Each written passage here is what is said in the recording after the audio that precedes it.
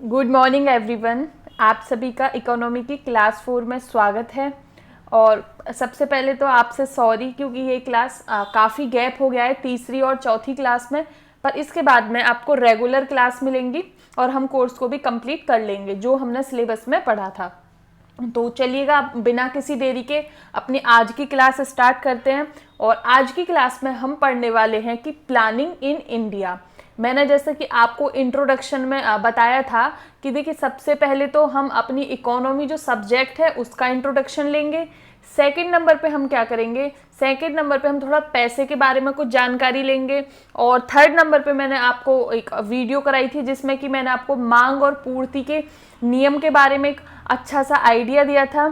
फिर उसके बाद में अब ये फोर्थ वीडियो होने वाली है और इसमें हम पढ़ने वाले हैं कि भारत का जो इतिहास रहा है, इतिहास आप मॉडर्न इतिहास कह सकते हो इस टाइम पे, कि जो पोस्ट इंडिपेंडेंस, जो भारत की आज़ादी के बाद में क्या क्या योजनाएं रही हैं और किस प्रकार से इकोनॉमी हमारे देश की बढ़ी है इस दौरान। तो 1950 से अब 2017 2020 ये जो आ गया है 1947 के बाद में, तो हम इसमें वही प्लानिंग कमीशन के बारे में पढ़ने वाले हैं और उस टाइम पे क्या क्या पंचवर्षीय योजना आई उन सब के बारे में जानने वाले हैं कि पहली पंचवर्षीय योजना कब आई, प्लानिंग कमीशन कब आया और प्लानिंग कमीशन ख़त्म कब हुआ। तो इन सब के बारे में एकदम आपको अच्छे से काफ़ी डिटेल में ये वीडियो होने वाली है, आपको आइडिया मिलेगा। तो चलिएगा स्टार्ट करते हैं। अब सबसे पहले आपको यहाँ पे एक शब्द लिखा हुआ दिख रहा होगा, प्लानिंग। ये प्लानिंग, ये योजना है क्या? देखिए, प्लानिंग क्या होता है कि अब हम यहाँ पे आर्थिक योजना के बारे में, इकोनॉमी प्लानिंग के बारे में हम इसमें पढ़ने वाले हैं। तो आर्थिक योजना या आप कोई भी योजना लगा सकते हो कि जब हमारा भारत देश आज़ाद हुआ था तो सरकार ने ये योजना का कार्यक्रम क्यों अपनाया। क्योंकि इसमें सरकार क्या था कि पहले तो कुछ हम देख लिया कि हमारे देश में किस किस चीज़ की ज़रूरत है। अभी जब आप पहली पंचवर्षीय योजना पढ़ोगे तो उसमें आपको पता चलेगा कि कैसे कैसे पहले देखा कि अच्छा, कृषि के विकास की ज़रूरत है। पहले तो उन्होंने देख लिया कि हमारे देश कहाँ से पिछड़ा हुआ है, सबसे ज़्यादा किस चीज़ की ज़रूरत है। तो सबसे पहले खाने की ज़रूरत थी, कृषि की विकास की ज़रूरत है, क्योंकि उस टाइम पे बहुत सारी जो पॉपुलेशन थी वो ज़्यादातर जनसंख्या कृषि पे निर्भर करती थी। तो फिर उसके बाद में अब हमने ये बना लिया कि हमें कृषि पे ध्यान देना है। फिर उसके बाद में ध्यान देना है कैसे, तो क्या हम ग्रोथ रेट रखेंगे, क्या अपना ग्रोथ रेट रखेंगे और जो वृद्धि होगी वो कैसे हम मापेंगे। तो उसका हमने कुछ टारगेट रखा और फिर उसका क्या आउटकम आया कि क्या हमको उसका रिजल्ट मिला। तो इस प्रकार से आप बोल सकते हो कि प्लानिंग क्या हो गया।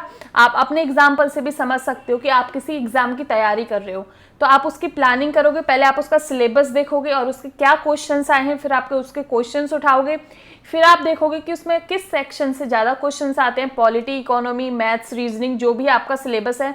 फिर आप देखोगे कि आपका स्ट्रॉन्ग पॉइंट कौन सा है और आपको मेहनत करने के लिए किस पॉइंट पर ज़रूरत है। तो आप अपना कुछ टारगेट बनाओगे, फिर आप उस पर कुछ आउटकम दोगे। तो ये हो जाती है प्लानिंग। अब सबसे पहला क्वेश्चन और इम्पोर्टेंट भी है कि हमारे संविधान में ये जो इकोनॉमिक प्लानिंग है, जो आर्थिक योजना है, ये आपको 3 लिस्ट मैंने पढ़ाई है, स्टेट लिस्ट, सेंट्रल लिस्ट और कंकरेंट लिस्ट।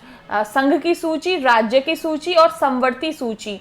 अब आपको ये बताना है कि ये कौन से स्केड्यूल, कौन सी अनुसूची में ये आती है। तो ये जो हमारी प्लानिंग इन इंडिया, इकोनॉमिक जो प्लानिंग है, आर्थिक योजना है, ये हमारी आती है कंकरेंट लिस्ट में।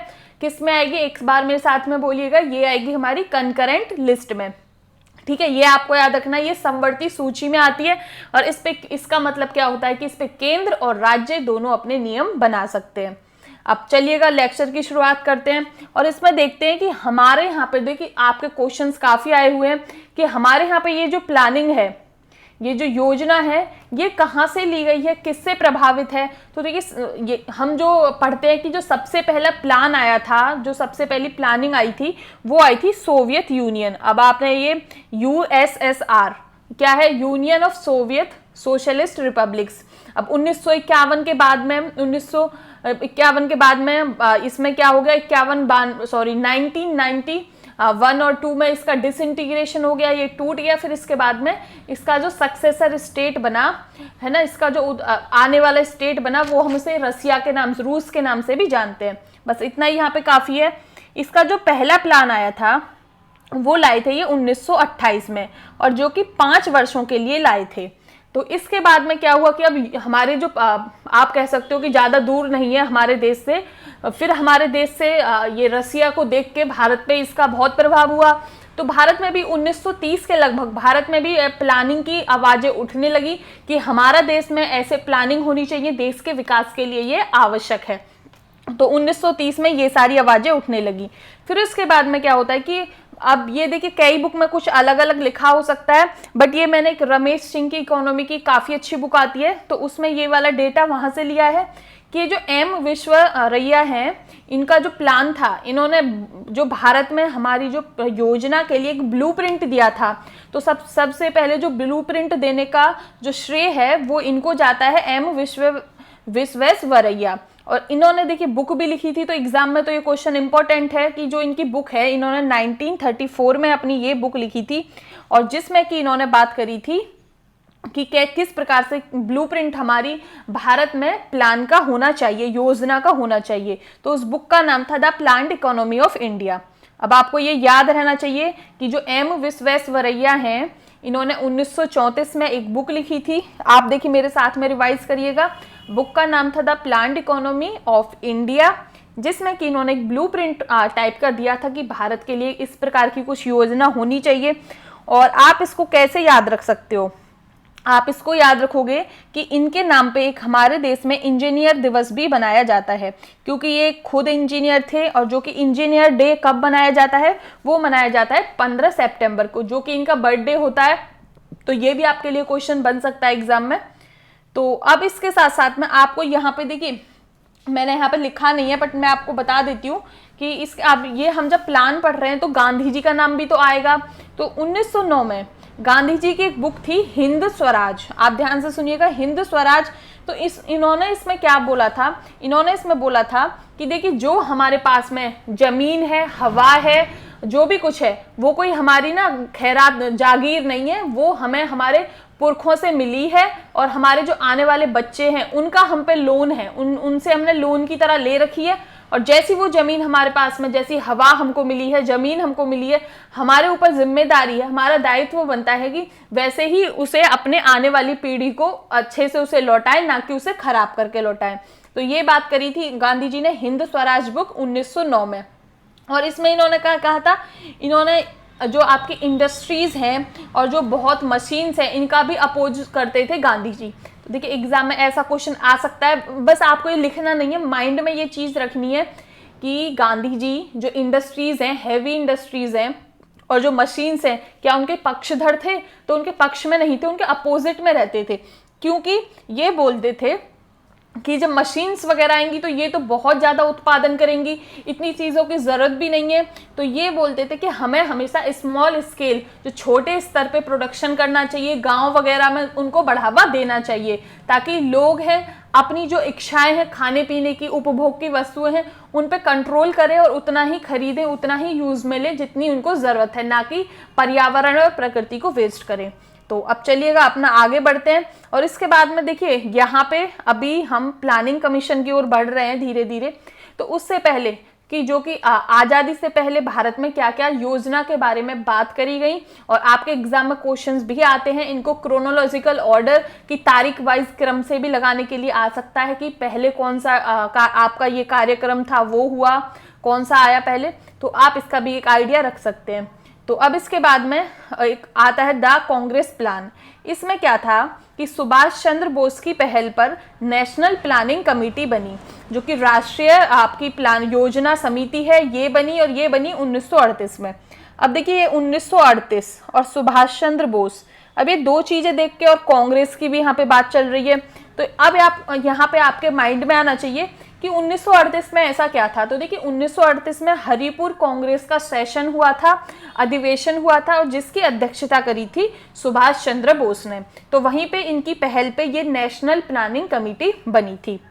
अब अपना नेक्स्ट आगे बढ़ते हैं और नेक्स्ट देखते हैं। फिर इसके बाद में आता है हमारा बॉम्बे प्लान। ये बॉम्बे प्लान किस बात के लिए आया था तो देखिए यहाँ पे जो 8 बड़े बड़े इंडस्ट्रियलिस्ट थे, जैसे कि आप एग्जाम्पल समझ सकते हो JRD रतन टाटा, GD बिरला, और ये सब 8 लोग थे। इन्होंने मिलके एक बॉम्बे प्लान दिया और इस बॉम्बे प्लान को इन्होंने 15 साल के लिए बोला सरकार से कि किस किस प्रकार से हमारी इकोनॉमी में, हमारे देश में इन्वेस्टमेंट, निवेश होना चाहिए। तो ये बॉम्बे प्लान आपका एग्जाम में आता है 1944 में, और कहीं पे देखिए 43 भी लिखा हुआ है, पर मैंने दोनों डेट लिख दी है, आप 1944 ज़्यादा याद रखें और बाकी आपके क्रम में लगाने के लिए आएगा, तो आपको कंफ्यूजन नहीं रखना है।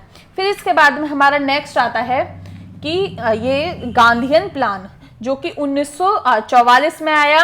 और अब देखिए आपको ये गांधीयन प्लान सुन के, गांधीयन योजना सुन के आपके दिमाग में आएगा कि ये तो गांधी जी ने दी थी, पर ये देखिए यही आपको याद रखना है, एग्जाम में यही से क्वेश्चन गलत हो सकता है। तो ये हमारी दी थी श्रीमन नारायण अग्रवाल ने, इनका शॉर्ट में नाम भी SN अग्रवाल भी लिखा रहता है, तो कहीं पे श्रीमन नारायण अग्रवाल आ जाए या SN अग्रवाल आ जाए, कंफ्यूजन नहीं रखना है। तो गांधीयन प्लान 1944 में।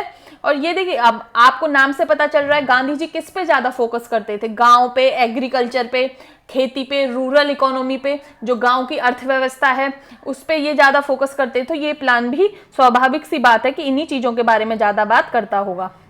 अब इसके बाद में नेक्स्ट आता है हमारा द पीपल्स प्लान, जो लोगों की योजना थी वो 1945 में, और ये लाए थे हमारे MN रॉय। और ये क्या था कि ये थोड़े समाजवाद की तरफ झुकी हुई थी। ये बात आपको मैं MN रॉय के बारे में बता भी चुकी हूँ पहले पॉलिटी की क्लास में, पर यहाँ पे भी बता देती हूँ कि ये इनकी जो झुकाव था इनके सोशलिस्ट बातों की तरफ था। तो आपको इसी वाले फर्स्ट लेक्चर में मैंने इंट्रोडक्शन में सोशलिस्ट भी पढ़ाया था, यहाँ पे भी आपको बता देती हूँ कि ये क्या कहते थे कि जो रिसोर्स हैं, जो साधन हैं, वो स्टेट के कंट्रोल में, मतलब कि आपकी राज्य सरकार, गवर्नमेंट के कंट्रोल में होने चाहिए, और बाकी लोगों को उसका बंटवारा, जो उनका जमीन है, जो भी कुछ है, लोगों को उनमें बराबर बराबर बंटवारा होना चाहिए। तो ये अब आपको हल्का सा आइडिया हो गया होगा। फिर इसके बाद में देखिए 1950 में, ये भी इंपॉर्टेंट है, ये आता है सर्वोदय प्लान। और ये कौन लाते हैं? ये लाते हैं JP नारायण। और ये किस पे आधारित था, इसकी फिलॉसफी क्या थी? तो ये आधारित था विनोबा भावे के फिलॉसफी के ऊपर, जो वो सोचते थे कुछ। तो जैसे ये एग्रीकल्चर, इसमें भी खेती के बारे में, स्मॉल एंड कॉटेज इंडस्ट्रीज, जो गांव में छोटे छोटे कॉटेज इंडस्ट्रीज, जैसे कि रजाई भरने की इंडस्ट्री हो गई, या आप कुछ भी एक छोटी छोटी आपका गन्ना गुड़ बनता है, कोल्हू जो होते हैं, उन सब पे फोकस करने के लिए था। और देखिए यहाँ पे आपको एक शब्द लिखा हुआ दिख रहा होगा, ट्रस्टीशिप। अब ये जो थ्योरी है, ये जो फिलॉसफी है, ये फिलॉसफी हमारी दी थी महात्मा गांधी जी ने। तो देखिए एग्जाम में क्वेश्चन आ रखा है, तो ये बहुत इंपॉर्टेंट है। सीधा शब्द था कि ट्रस्टीशिप की जो थ्योरी है, ये शब्द है, ये किसने, इसके बारे में किसने बात करी थी? तो इसके बारे में बात करी थी महात्मा गांधी जी ने। और ये क्या है? ये एक सोशियो इकोनॉमिक फिलॉसफी है, सामाजिक आर्थिक दर्शन है। इसमें इन्होंने क्या बात करी? इन्होंने बोला कि जो हमारे यहाँ पे अमीर लोग हैं, इसमें क्या होगा कि अमीर लोग जो ट्रस्टी के रूप में काम करेंगे, जो कि साधन हैं, रिसोर्सेज हैं, आपका साधन कुछ भी हो जाएगा, आपकी जमीन, ट्रैक्टर, मशीन, इन सब के जो ट्रस्टी हैं वो तो काम करेंगे, इनका जो ध्यान रखेंगे वो करेंगे अमीर लोग। और ये जो अमीर लोग हैं और ये गरीब लोगों की साथ साथ में देखभाल भी करेंगे। ये नहीं कि आपको शोषण करना है।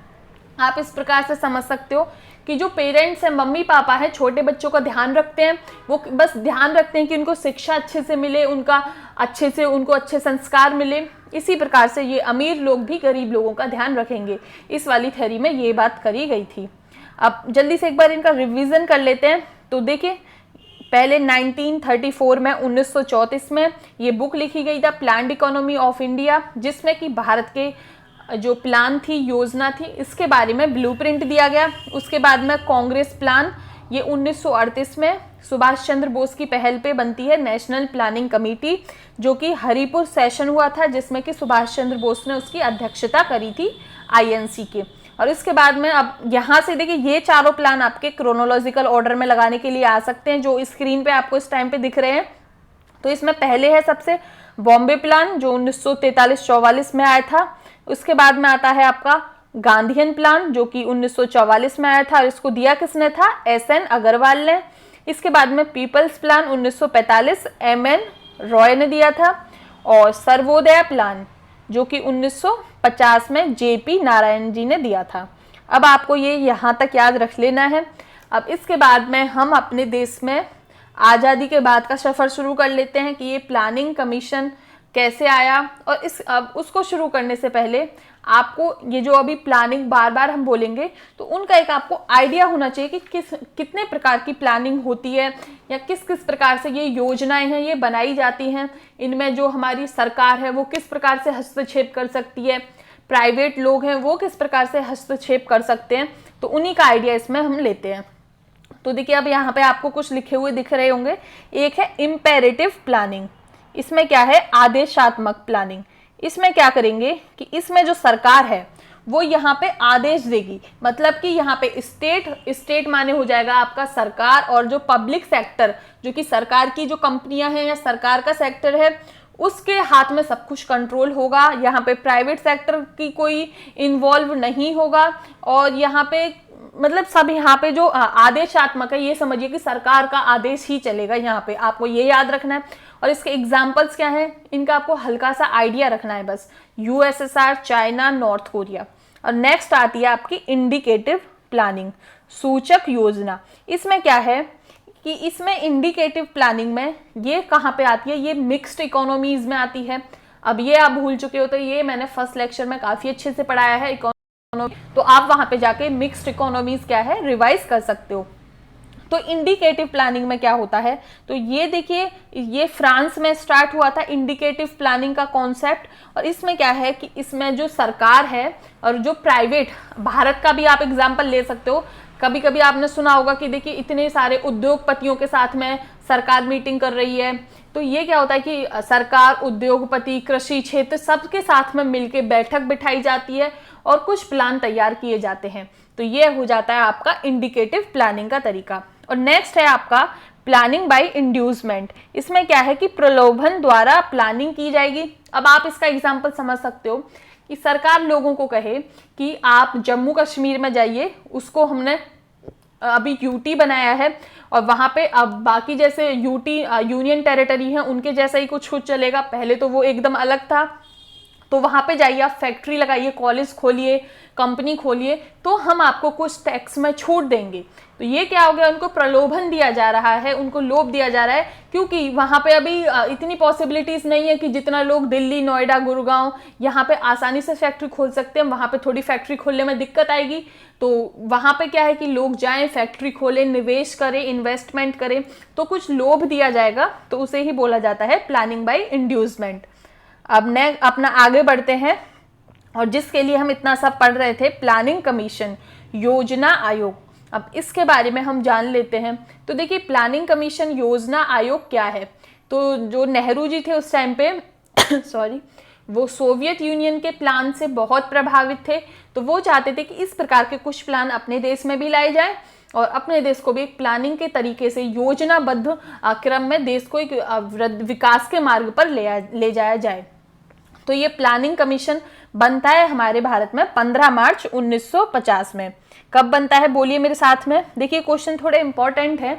अब प्लानिंग कमीशन खत्म हो गया है, ये आपको पता ही होगा, अब है नहीं, फिर भी ये क्वेश्चन इंपॉर्टेंट है कि प्लानिंग कमीशन योजना आयोग कब बना, 15 मार्च 1950 में, और इसे समाप्त कर दिया गया अगस्त 2014 में।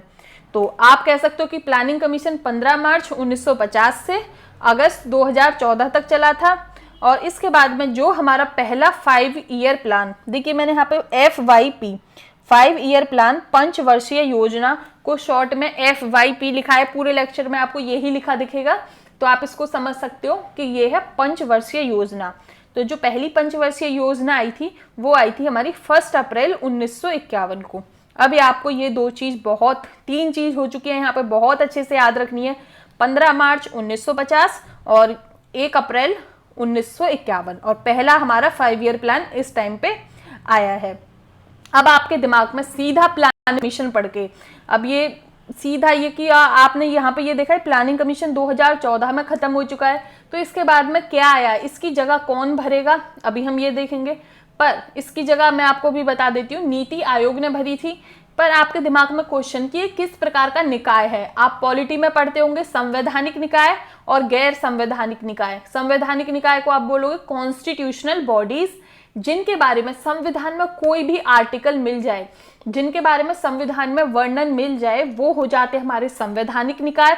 उसके बाद में अगर किसी का संविधान में उनके बारे में कोई वर्णन नहीं है तो वो हो जाते हैं आपके गैर संवैधानिक निकाय। अब गैर संवैधानिक निकाय में भी आपके दो प्रकार हो जाएंगे, एक तो हो जाएगा आपका वैधानिक, ठीक है, जो जिसकी कमर पे किसी का हाथ है, और एक दूसरा हो जाएगा आपका कार्यकारिणी, जिसे बोला जाएगा एग्जीक्यूटिव निकाय। इसकी कमर पे किसी कानून का हाथ नहीं है। मैंने बोला कमर पे कानून का हाथ मतलब कि इनको किसी पार्लियामेंट में कोई कानून पास करके नहीं बनाया गया है। कार्यकारिणी निकाय का मतलब है इनको एग्जीक्यूटिव रिजोल्यूशन, जो हमारी कार्यकारिणी है उनके द्वारा इसे पास करके बस बना दिया गया है, रिजोल्यूशन लाके, इसे पार्लियामेंट में पास नहीं किया गया है। तो जो आपका प्लानिंग कमीशन और नीति आयोग आपका वो इधर ही आता है, ये एक कार्यकारिणी निकाय है। अब सीधा क्वेश्चन, प्लानिंग कमीशन और नीति आयोग ना तो ये संवैधानिक हैं, मतलब कि ये गैर संवैधानिक हो गए, नॉन कॉन्स्टिट्यूशनल बॉडीज हो गई, और दूसरे नंबर पे ये गैर वैधानिक हैं क्योंकि इन्हें कोई कानून पास करके नहीं बनाया गया, और तीसरे नंबर पे ये हो जाते हैं कार्यकारिणी निकाय। तो अब आपको ये तीनों याद रखने हैं, क्योंकि एग्जाम में तो क्वेश्चन कैसे भी आ सकता है कि प्लानिंग कमीशन क्या है, गैर संवैधानिक निकाय, सही है ये भी आपका ऑप्शन, कार्यकारिणी निकाय है ये भी सही है, और गैर कानूनी निकाय है, गैर वैधानिक निकाय है, ये भी आपका सही है। ठीक है, तो अब अपना आगे बढ़ते हैं, और इसके बाद में मैंने जैसा आपको बताया कि 1952 में क्या होता है, ठीक है, 1951 में हमारा पहला प्लान आ चुका है। 1952 में क्या होता है, राष्ट्रीय विकास परिषद, नेशनल डेवलपमेंट काउंसिल बनती है। इसका कार्य क्या है कि जो प्लानिंग कमीशन ने, जो योजना आयोग ने कुछ योजनाएं बना दी, तो उनको मंजूरी देने का काम कौन करेगी, नेशनल डेवलपमेंट काउंसिल, राष्ट्रीय विकास परिषद। तो ये आपको जरूर बिल्कुल से अच्छे से आपको याद रखना है। एग्जाम में क्वेश्चन भी आ सकता है कि जो हमारे पंचवर्षीय योजनाएं आया करती थी, तो उनको जो मंजूरी देने का काम कौन करता था, तो आपको याद रखना है राष्ट्रीय विकास परिषद। अब दूसरा क्वेश्चन वो कौन से सन में आया, तो वो आया था 1952 में। अब इसके बाद में हमने देखा 2014 में ये प्लानिंग कमीशन खत्म हो गया, तो जो हमारा अभी हम पढ़ेंगे लास्ट 5 ईयर प्लान, जो 12वां था लास्ट 5 ईयर प्लान, वो 2012 से 17 तक चलता है। फिर 2014 में ये खत्म हो गया, तो 1 जनवरी 2015 में हमारा नीति आयोग आ जाएगा। नीति आयोग क्या है, इसके बारे में हम इसी लेक्चर में, ये जो अभी प्लान पंचवर्षीय योजनाएं देख लेंगे, उसके बाद में हम नीति आयोग के बारे में भी पढ़ने वाले हैं। तो अब चलिएगा, ये पंचवर्षीय योजनाएं हैं, ये आप देख सकते हो। अभी ना घबराना नहीं है देख के कि इतना कैसे याद करेंगे, कैसे एग्जाम में क्या होगा। तो ये सब हम अच्छे से याद करने की, और जो इम्पोर्टेंट है वो अच्छे से याद करेंगे भी और समझेंगे भी, और आप बस कोशिश करिएगा याद, ये बहुत आराम से आपको हो जाएगा। अब सबसे पहले तो देखिए, यहाँ पे हमारे भारत में 1951 से लेके 2017 तक आई है 12 पंचवर्षीय योजनाएं। तो आप यहाँ पे देखिएगा हल्का सा, एक पहली पंचवर्षीय योजना 1951 से 56 तक आई, दूसरी 1956 से 1961, तीसरी 1961 से 1966 तक। अब ऐसे कर करके आप ये यहाँ तक जाओगे तो 12वीं पंचवर्षीय योजना आपकी 2012 से 2017 तक आई है। तो अब आप ऐसे थोड़ी ना याद रखोगे कि अब पूरी 12 पंचवर्षीय योजना ऐसे याद रख ली। अब देखिए, हम बीच में ये 3 बार हमारी पंचवर्षीय योजनाओं के लिए गैप लगा है, तो हम वो गैप याद रख लेंगे, तो बाकी तो फिर 5-5 जोड़ के हमें याद रख ही लेना है, क्योंकि पंचवर्षीय योजना 5 साल के लिए ही आई है। तो अब चलते हैं, करते हैं स्टार्ट, और वो गैप जहाँ पे भी आएगा मैं आपको वहाँ पे बताऊंगी, और आपको फिर वहाँ से वो ट्रिक बना के याद रख लेना है।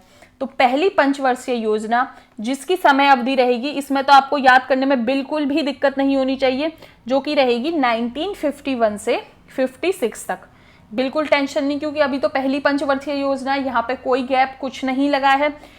अब देखिए, एक तो हम देखेंगे कि हमारी पंचवर्षीय योजना और उसमें वो किस टाइम पीरियड, किस समय अवधि के लिए आई। दूसरा, उनमें क्या मॉडल, वो किस मॉडल पे बेस्ड थी, और उनका टारगेट क्या था, और उनकी जो मेन केंद्र बिंदु, वो मेन किस चीज पे सबसे ज्यादा फोकस कर रही थी, ये भी हम इसमें देखेंगे। और एग्जाम में इनसे क्वेश्चंस भी आते हैं।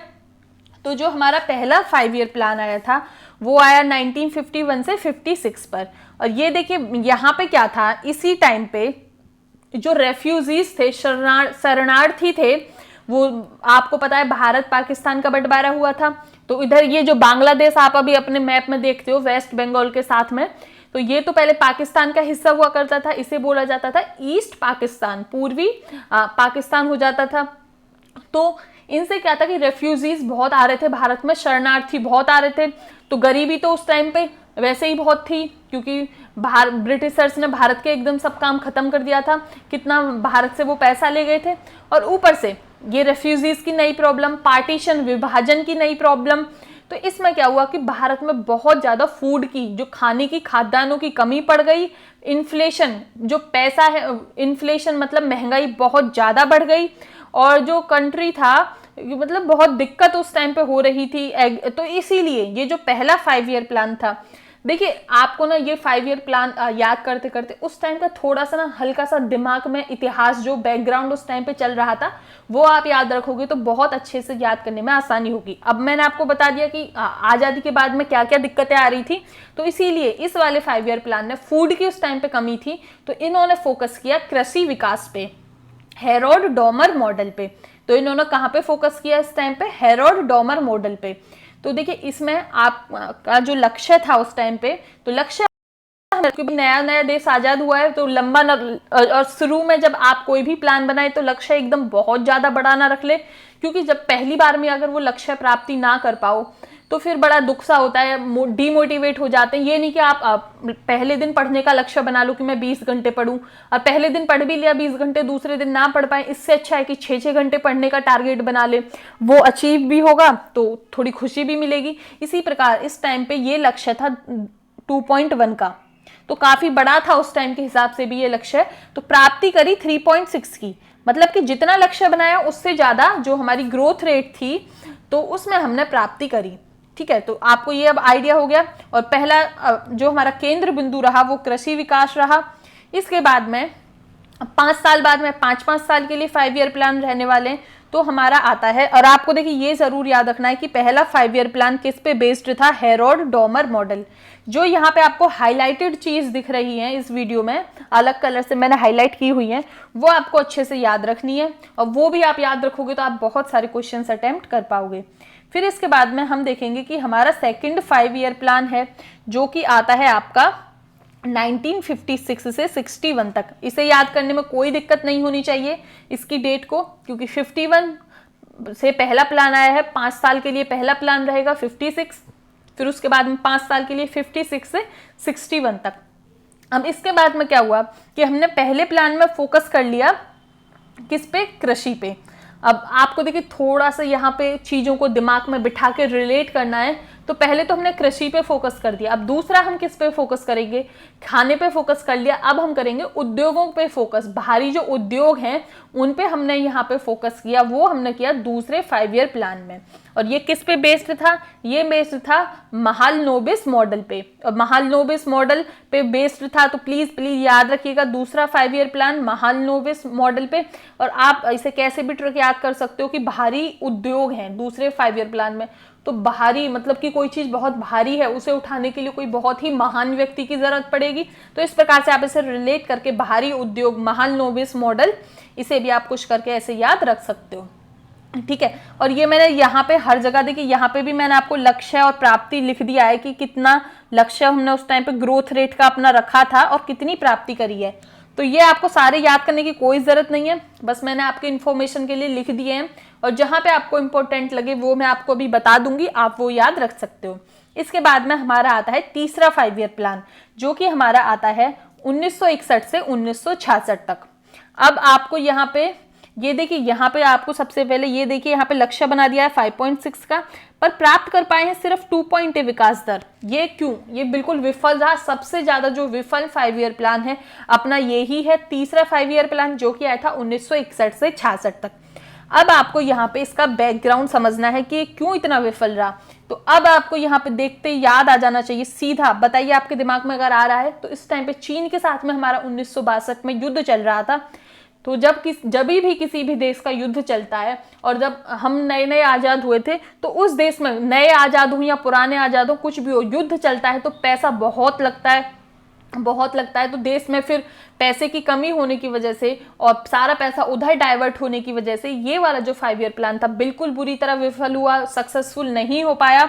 तो इसका जो मॉडल था वो किस पे बेस्ड था? सुखमय चक्रवर्ती और जॉन सैंडी मॉडल। ठीक है, सुखमय चक्रवर्ती और जॉन सैंडी मॉडल। और ये क्या था कि ये आत्मनिर्भर, और इसका जो केंद्र बिंदु था आत्मनिर्भर और स्फूर्त थी। ठीक है, इसमें क्या था कि आत्मनिर्भर और स्वतः मतलब खुद स्फूर्तिवान, खुद को बनना है, self reliant and self generating economy. इसमें क्या था कि खुद आत्मनिर्भर बनना है, अपने देश में सब कुछ उगाना है, अपने देश की पूर्ति हमें खुद ही करनी है। तो अभी आपने आत्मनिर्भर अभियान के बारे में भी पढ़ा होगा 2020 में कोविड के टाइम पे जो आया है। तो ये देखिए, आत्मनिर्भर बनने की बात तो हमारे देश में बहुत पुरानी से करी जा रही है, पर वो हर बार अलग अलग तरीके से करके आती है, क्योंकि टाइम के हिसाब से ज़रूरतें बदलती रहती हैं। यहाँ पे आत्मनिर्भर का मतलब ज़्यादातर हमारा खेती और उद्योगों से रिलेटेड है। और इसमें देखिए आप कैसे याद रख सकते हो तीसरे 5 ईयर प्लान के मॉडल को, कि तीसरे 5 ईयर प्लान में 1961 से 66 तक चला। ये डेट आपको बिल्कुल याद रहनी चाहिए। और ये यहाँ पे चीन का आपको युद्ध याद रहना चाहिए, और ये हो चुका था विफल हो गया, तो देश का सुख छिन गया। ठीक है, सुख चक्रवर्ती, ऐसे भी कुछ आप याद करके इसे याद रखिए। फिर सुखमय चक्रवर्ती आप याद रख लोगे तो जॉन सैंडी मॉडल भी आपको इसी के साथ में इनका नाम याद आ जाएगा। फिर देखिए इसके बाद में देश का सुख छिन गया, अब मतलब कि पैसे थोड़ी कमी हो गई। तो इसके बाद में जो तीसरी वार्षिक, यहाँ पे क्या हुआ, 5 ईयर प्लान के बाद में ब्रेक लगा। क्या लगा? ब्रेक लगा। और यहाँ पे अपनी आई 3 वार्षिक योजना। ठीक है, तो देखिए कितना इजी है याद करने के लिए कि थर्ड 5 ईयर प्लान के बाद में 5 ईयर प्लान नहीं आया, और वहां पे आ गए 3 वार्षिक योजना। मतलब कितना इजी, 3 5 ईयर प्लान के बाद में कोई 5 ईयर प्लान, मतलब 3 साल के लिए नहीं आया, और वहां पे 3 वार्षिक योजनाएं आ गई। और इसे बोला जाता है योजना अवकाश। ये इंपॉर्टेंट है, प्लीज प्लीज याद रखिएगा। और जिसे प्लान हॉलीडे भी बोला जाता है। और ये 1966 से 1969 तक आया था, 1966 से 1969 तक आया था। ये भी टाइम ड्यूरेशन इंपॉर्टेंट है। अब आप ये याद रख लोगे, ठीक है। तो पहले 3 5 ईयर प्लान की डेट आपको याद रखने की कोई जरूरत नहीं है। आपने यहाँ पे ये याद रख लिया कि 3 साल का यहाँ पे गैप लग चुका है, और इसके बाद में भी फिर आप 5 जोड़ के बाकी 5 ईयर प्लान याद करते चलिएगा। फिर इसके बाद में देखिए आपको याद रखना है कि हरित क्रांति, जो हमारे यहाँ पे हरित क्रांति ग्रीन रिवॉल्यूशन आई थी, जिसके बारे में मैं आपको नेक्स्ट वीडियो में पढ़ाने वाली हूँ, तो वो हमारी आई थी 1967 से 1968 के दौरान। तो ये किस दौरान आई थी? अब आपके एग्जाम में क्वेश्चन कि हमारी हरित क्रांति किस 5 ईयर प्लान के दौरान आई थी, तो आपके एग्जाम क्वेश्चन हो सकते हैं। तो पहले तो क्वेश्चन को ध्यान से पढ़िएगा। अब क्वेश्चन में ऑप्शन हो सकते हैं third 5 year plan, fourth 5 year plan, fifth और फर्स्ट। अब आपको पता है कि ये तो 5 ईयर प्लान के दौरान आई नहीं थी, ये जो 3 वार्षिक योजनाएं आई थी, जो प्लान हॉलीडे चल रहा था, हमारा योजना अवकाश चल रहा था, हरित क्रांति तो उसी टाइम पे आई थी। तो आपको फिर ये आपको पता चल जाएगा कि इनमें से तो कोई भी ऑप्शन नहीं है। अगर ऑप्शन में ये आता है योजना अवकाश के दौरान आई थी, तो आपका क्वेश्चन सही होगा। और ये भी इस प्रकार से भी कुछ क्वेश्चन हो सकता है कि हरित क्रांति किस 5 ईयर प्लान के बाद में आई थी। तो किसके बाद में आई थी? तीसरे 5 ईयर प्लान के बाद में। थोड़ा शब्दों को ध्यान से पढ़िएगा और सुनिएगा, और क्वेश्चन तो बहुत ही ध्यान से पढ़िया करिएगा आप जब भी क्वेश्चन सॉल्व करें, क्योंकि कुछ क्वेश्चंस इतने इजी होते हैं कि उनको सब ज़्यादातर लोग सॉल्व कर लेते हैं, पर आपने वो ढंग से उनके कुछ एक शब्द मिस कर दिया कि कुछ ऑप्शन अब ऐसे भी आने लगे हैं कि इनमें से कौन सा आंसर सही नहीं है, और उसमें सही नहीं है में लिखा होता है, और सबसे पहला आंसर वही लिख दिया जाता है जो सही होता है। तो जल्दी से कूद पड़ते हैं, वही आंसर सही कर देते हैं, बट वो तो फिर गलत हो जाएगा और बाकी लोग उसको सही कर लेंगे, फिर आप रेस में पीछे हो जाओगे। तो अब अपना नेक्स्ट बढ़ते हैं, और नेक्स्ट है हमारा fourth 5 year plan. Fourth 5 year plan हमारा था जो कि अब आया है 1969 से 74 तक। इसमें आपको कोई डाउट नहीं रहना चाहिए, क्योंकि यहाँ पे 3 साल की योजना अवकाश के बारे में आया है, और इसने बात करी कि हमारी स्थिरता के साथ में जो हम आत्मनिर्भर बनाएंगे खुद को।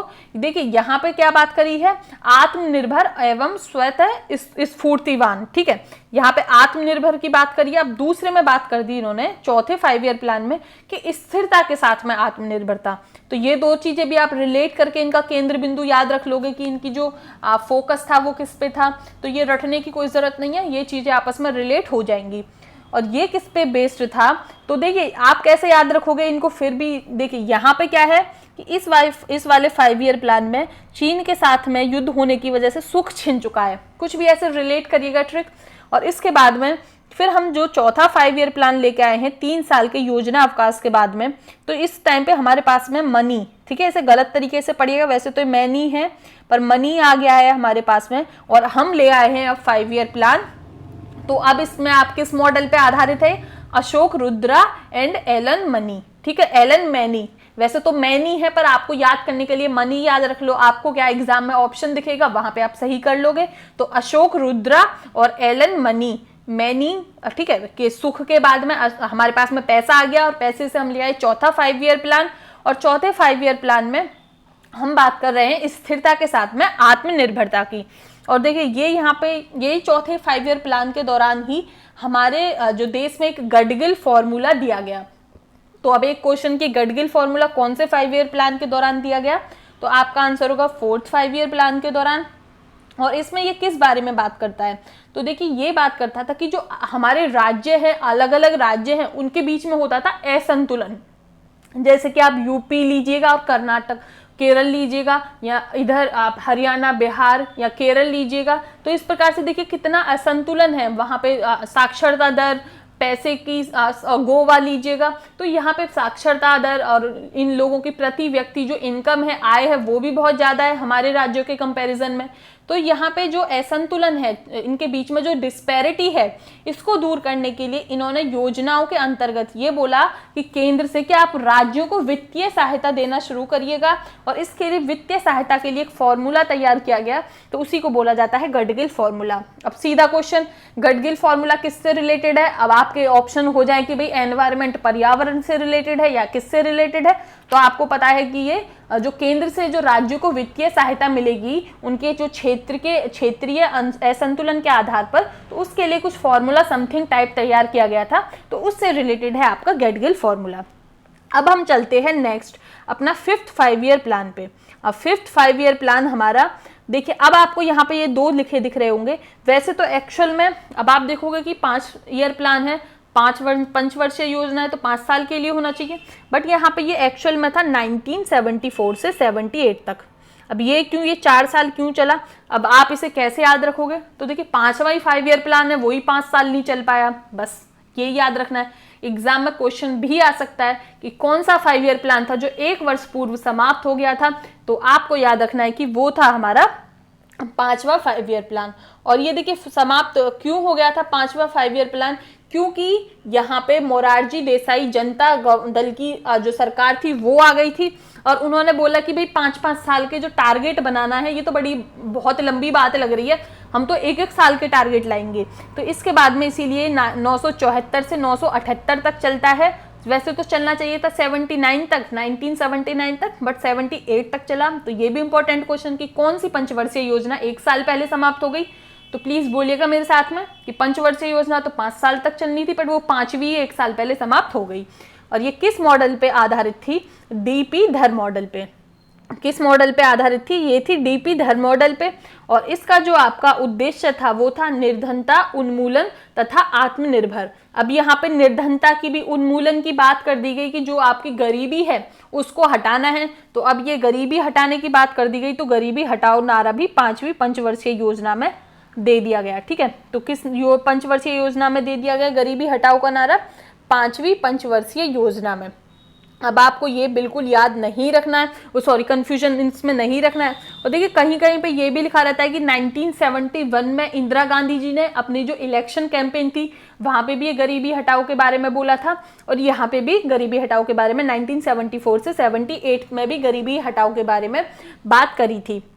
अब आपको देखिए यहाँ पे एक और चीज है जो इम्पोर्टेंट है, वो याद रखनी है कि जो ये 5वां 5 ईयर प्लान था, तो इसमें एक 20 पॉइंट जो प्रोग्राम था, 20 पॉइंट का एक फॉर्मूला था, ये इसी में लाया गया था। और वो 20 पॉइंट का प्रोग्राम 1975 में वो बात करता था, गरीबी हटाने पर फोकस दे रहा था वो बहुत ज़्यादा, क्योंकि उस टाइम पे क्या था कि उस टाइम पे राजनीतिक समीकरण कुछ इसी प्रकार के बन रखे थे। और बहुत ही कम यहाँ पे जो अटेंशन दी जा रही थी उस टाइम पे, वो ग्रोथ और स्टेबिलिटी पे कम अटेंशन दी जा रही थी, निर्धनता उन्मूलन पे ज़्यादा अटेंशन दी जा रही थी। तो यहाँ पे फिर क्या हुआ कि अब ग्रोथ की तरफ ध्यान नहीं था, तो उससे क्या हुआ कि इन्फ्लेशन बढ़ गया, महंगाई बहुत ज़्यादा बढ़ गई। तो अभी यहाँ पे मैं आपको महंगाई इन्फ्लेशन का एक हल्का सा आइडिया दूं मैं, ठीक है। तो इसमें क्या होता है कि चीज़ें ना बहुत ज़्यादा, चीज़ों के रेट है ना बहुत ज़्यादा बढ़ने लगते हैं, और पैसे की वैल्यू है फिर उसकी वैल्यू कम हो जाएगी। मतलब कि आप समझ सकते हो कि कोलगेट का जो पैसा डब्बा है वो भी 50 रुपये का आ रहा है, और जब कभी महंगाई बढ़ जाए तो वो क्या होगा कि आप 50-50 हज़ार रुपये दे के भी एक कोलगेट का डब्बा खरीद पा रहे हो। तो इस प्रकार से पैसे की कीमत तो हो गई कम, और चीज़ों की, वस्तुओं की कीमत हो जाती है, बढ़ जाती है महंगाई में। तो यहाँ पे महंगाई बहुत ज़्यादा बढ़ गई। तो फिर क्या किया जाता है कि 1975 में यहाँ पे सरकार को आरबीआई के सामने जाना पड़ता है, और आरबीआई से बोलना पड़ता है कि आपको हम एक नया काम दे रहे हैं सॉरी, तो आप क्या करिएगा कि गरीबी हटाने पे, सॉरी इन्फ्लेशन कम करने पे, जो हमने तो फोकस बहुत ज़्यादा गरीबी हटाने पे दे लिया, पर आप अब देश की महंगाई को कंट्रोल करिएगा। तो 1975 में रिजर्व बैंक ऑफ इंडिया को ये काम दिया गया। बाकी इसके बारे में आप मॉनेटरी पॉलिसी, मौद्रिक नीति में इसके बारे में डिटेल में पढ़ोगे। तो 1975 से ही ये काम आरबीआई को दे दिया गया, और जब से और अब तक आरबीआई इस काम को बहुत अच्छे से भी करती आ रही है। इसके बारे में आप पढ़ोगे मौद्रिक नीति में। अब नेक्स्ट है हमारा, अब देखिए जो इसमें अब इम्पोर्टेंट आपको लगता है, फिर इसके बाद में क्या हुआ कि जो हमारा पांचवें 5 ईयर प्लान के बाद में 2 साल के लिए आपका रोलिंग प्लान आ जाएगा, जो कि आएगा 1978 से 80 तक, 1980 तक। फिर उसके बाद में आपका 6th 5 ईयर प्लान आता है, वो आता है आपका 1980 से 85 तक, और यहाँ पे ये बात करता है गरीबी तथा रोजगार के सृजन की, गरीबी निवारण तथा रोजगार लोगों में दिया जाएगा। और इसके बाद में आपका आता है 7वां 5 ईयर प्लान, जो कि 1985 से 1990 तक आता है, और ये किसके बारे में बात करेगा, ये कृषि विकास के बारे में बात करेगा। अब यहाँ पे इम्पोर्टेंट क्या है, आपको यहाँ पे ये याद रखना है कि इसके बाद में 1990 और 92 में कोई भी भारत में उस टाइम पे 5 ईयर प्लान नहीं आ पाया। उस टाइम पे आई भारत में 2 वार्षिक योजनाएं। क्यों 2 वार्षिक योजनाएं आई? क्योंकि उस टाइम पे एक तो पॉलिटिकल अस्थिरता चल रही थी सेंटर में, तो इसीलिए फिर अब जब सेंटर में कोई पॉलिटिक की स्थिरता नहीं है तो प्लान फिर कौन लाएगा, कौन बनाएगा, इसलिए इन 2 साल भारत में कोई भी प्लान नहीं आया। तो फिर आता है अपना 8वां 5 ईयर प्लान। अब ये वेरी वेरी वेरी इंपॉर्टेंट है, 1992 से 1997 तक। इसमें क्या आता है, इसमें आते हैं आपके LPG reforms, liberalisation, privatisation and globalisation. Liberalisation आपका उदारीकरण, प्राइवेटाइजेशन आपका निजीकरण, और जी फॉर ग्लोबलाइजेशन मतलब वैश्वीकरण। इसके बारे में नेक्स्ट वीडियो में आप डिटेल में पढ़ोगे, तो वहां पे आप अच्छे से पढ़ोगे। और एनईपी, न्यू इकोनॉमिक पॉलिसी, ये भी इसी दौरान आती है, और ये किस मॉडल पे बेस्ड था, तो ये बेस्ड था जॉन डब्ल्यू मिलर मॉडल, ठीक है, यहाँ पे आपको याद रखना है। और इसमें ये भी इंपॉर्टेंट है कि जो इसका जो केंद्र बिंदु था वो था मानव संसाधन का विकास। अब इससे आप याद रख सकते हो कि भाई 1992 में बात करी गई मानव संसाधन के विकास के बारे में, ये कि हमारी 8वीं पंचवर्षीय योजना का मुख्य केंद्र बिंदु था।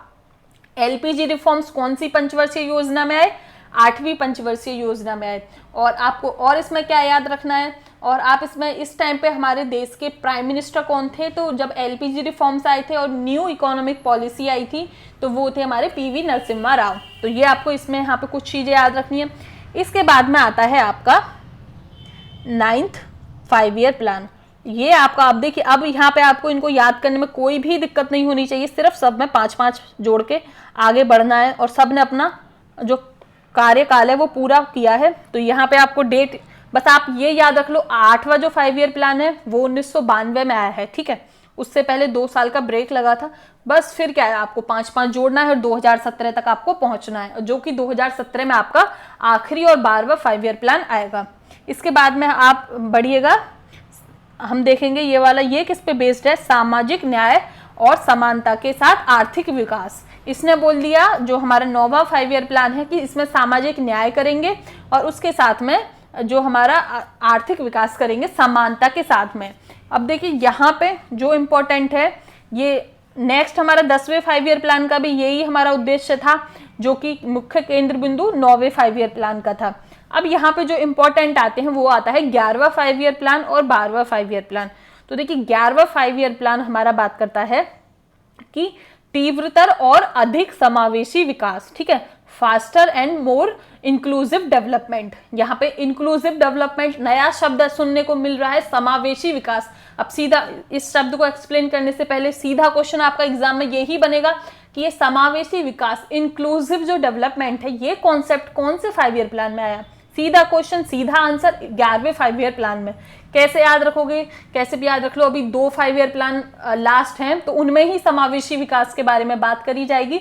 तो 11वें में भी करी गई है, 12वें में भी, पर सर्वप्रथम कौन से में करी गई है, 11वें में। तो इन्होंने बोला कि जो हमारे यहाँ पे समावेशी विकास है, समावेशी विकास का मतलब है कि समाज का कोई भी तबका है, गरीब हो, अमीर हो, कोई भी जाति का हो, किसी भी क्षेत्र में रह रहा हो, सबको विकास की धारा में जोड़ना है, सबको विकास पहुंचाना है। महिला हो, पुरुष हो, कोई भी हो, किसी लिंग, बिना जाति, बिना धर्म, बिना क्षेत्र के बारे में भेदभाव किए हुए सबको मुख्य धारा में, विकास की धारा में जोड़ना है।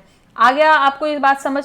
फिर इसके बाद में 12वें 5 ईयर प्लान में देखिए ये नया शब्द जुड़ गया, तीव्रता तो इसमें भी पहले है हमारे में, और समपोषणीय और अधिक समावेशी विकास, ठीक है। तो इसमें आपको कंफ्यूजन नहीं रखना है कि इसमें क्या ये नया शब्द जुड़ा, तो आप इंग्लिश वाले सुन सकते हो। इसका जो थीम थी, जो इसका मुख्य केंद्र बिंदु था, वो था faster more inclusive and sustainable growth, ठीक है। क्या था, faster more inclusive and sustainable growth.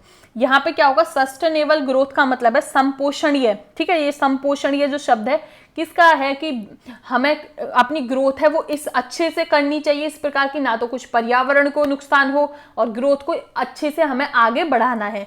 तो आप ये याद रख सकते हो। और अब आपके लिए क्वेश्चन तो है, ये इजी है वैसे तो, कि सबसे पहले समावेशी विकास कौन से 5 ईयर प्लान में आया, 11वें 5 ईयर प्लान में। 11वां 5 ईयर प्लान कब से कब चला, 2007 से 2012 तक।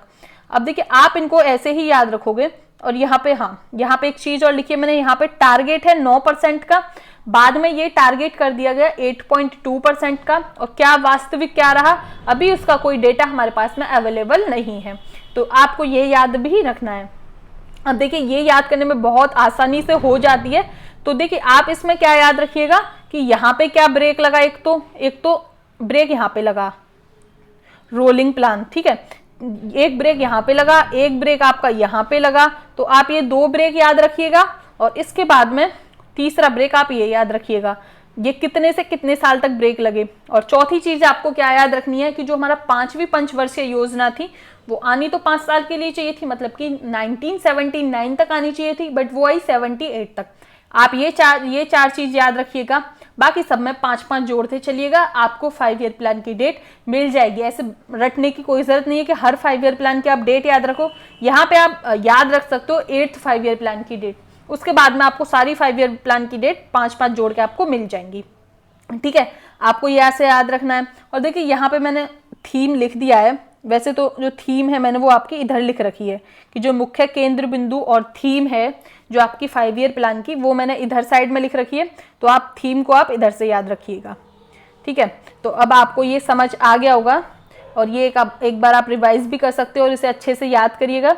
अब इसके बाद में हम प्लानिंग कमीशन पढ़ रहे हैं। प्लानिंग कमीशन को हमने अगस्त 2014 में ख़त्म कर दिया सरकार ने।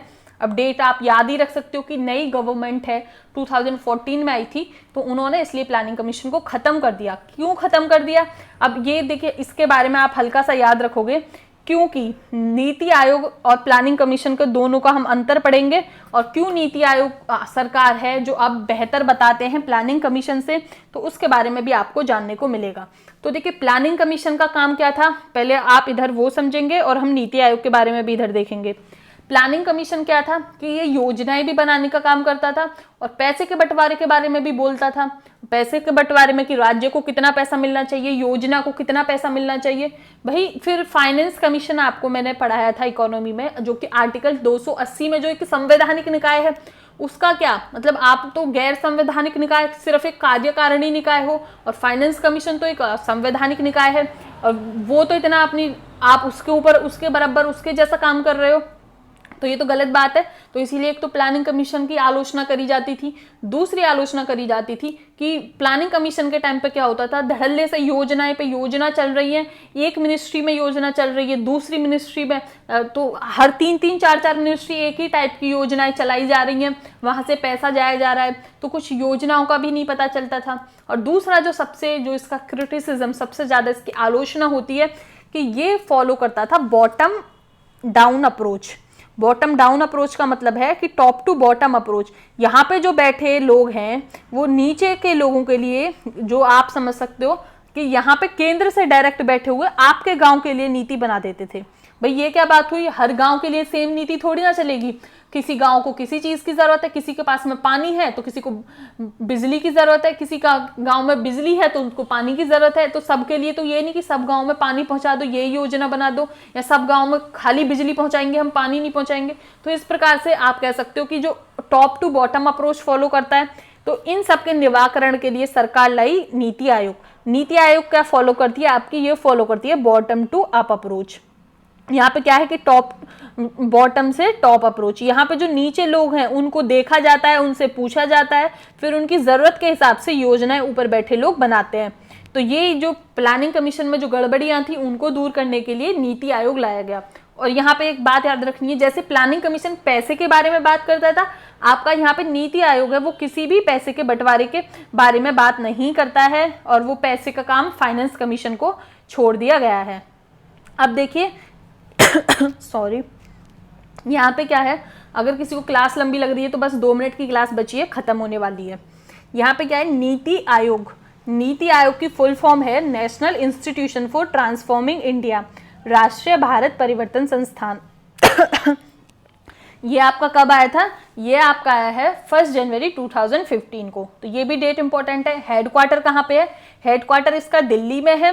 और देखिए ना, तो ये मैं आपको अभी बता चुकी हूँ कि नीति आयोग, और पीसी मैंने आपको यहाँ पे लिखा है, मैंने आपका प्लानिंग कमीशन के लिए, योजना आयोग के लिए शॉर्ट फॉर्म में कि ये ना तो ये कार्यकारिणी संकल्प के द्वारा लाए गए हैं, ये ना तो संवैधानिक है और ना ही वैधानिक है।